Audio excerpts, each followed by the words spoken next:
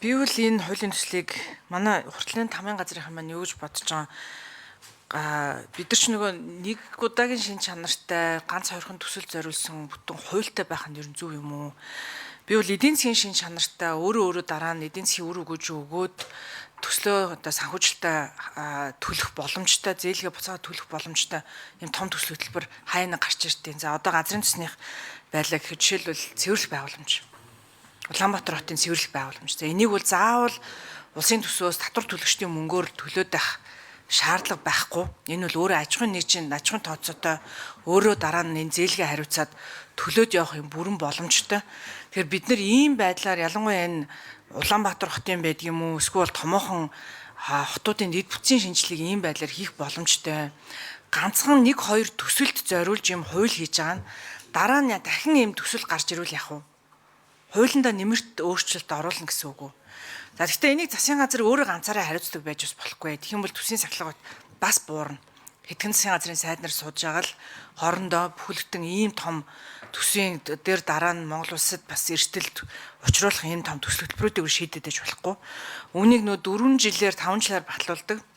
Улсын төсвийн хөрөнгө оруулалтын төлөвлөгөө тийм ээ дэлгэрч авлаа. Тэрийг батлуулахтай байдаг юм оруулж ирээд яад бол та нар олон жилийн өмнөөс энэ том төсөл хөтөлбөрүүдийг тэзүүг нь хийхээс ахуулаад зээлгийг ярьдаг учраас бараг дараагийн 3, 4, 5 жилийн дараагаар ямар төсөл хэрэгжүүлэх гэж байгааг сайн мэдж байгаа.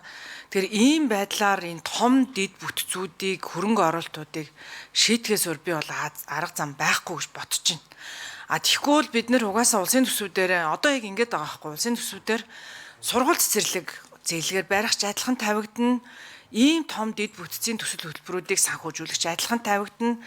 Гэт ингээ бүгдээр яг адилхан явчихаараа үр өгөөжийн хувьд шал ондоо. Бид нар улсын төсвээр одоо сургууль цэцэрлэгээс бол бид нар ашиг олох гэж энэ үнийг санхүүжүүлээгүй. Энэ бол нийгмийн шин чанартай хөрөнгө оруулалт. Харин одоо нефт боловсруулах үйлдвэр Улаанбаатар хотын цэвэрлэх байгууламж сэлбэдэд төвч гэсэндээ өөрийгөө санхүүжүүлэх бүрэн боломжтой шүү дээ. Эргэн тойрныхаа айлуудтай сэлбэдэд төвөөс одоо үйлдвэрлэж байгаа дэд бүтцийнхаа үйлчлэгийг үзүүлээд тэрүүнийхээ орлогыг буцаж аваад өөрөө зээлгээ буцаж хариуцаад ингээд явах бүрэн боломжтой. Яг үүнтэй адилхан орон нутагч гэсэндээ өөрөө бонд гарах хэрэгтэй байгаа. Өөрөө буцаад зээлгээ буцаж бас хариуцж байгаа. Тэгэхээр нэг иймэрхүү зарчмаар явахгүй бол яг одоо манай төсвийн тэлж байгаа байдал за нөгөө талдаа төрийн алд төсөв бид нар өөрөө маш их ачааллуудыг өөрөө ирэхгүй дааж байгаа шүү дээ. Тэгэхээр энэ бүгдийн ард бол том төсөл хөтөлбөрүүд бол баг явахд бол хэцүү байхаа. Би бол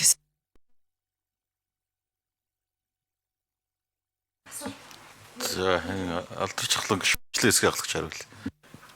Яг анх ажлын сектор бол яг боломжтой гишүүний ярьсан асуудал хөндөгдөж байсан. Гэхдээ ер нь улсын хурлын гишүүний бас хууль санаач хэрэг байгаа тийм ээ. Тэгээ хууль санаач хэргийн дагуу их хурл дөрвөн барьсан. Улсын хурлаар хилцэх хэсэг нь дэмжигдсэн. Энэ хуулийг одоо бид нар ярьж байгаа. Цаашдаа одоо ийм асуудлууд үүсэх үү гэж байна.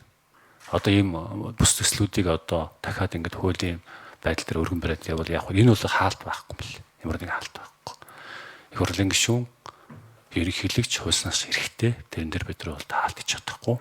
Ямар ч байсан бид нар одоо гацчихад байгаа энэ хоёр төслийг явуулахын тулд энэ хуулийг манай хууснаас өргөн барьсан. Дэмжиж явахаас арга байхгүй. Сая манай сангийн хэлсэн шүү дээ. 13.8 их 84 тэр өндрийн зээлийн ашиглалт хүлээгдээд байна. Төсөвт баригдаад. Тийм учраас хамгийн чухал хоёр төсөл барьж одоо энэ хуулийг өргөн барьсан гэж үзэж байгаа. За мөксөлгч асуулт асууя.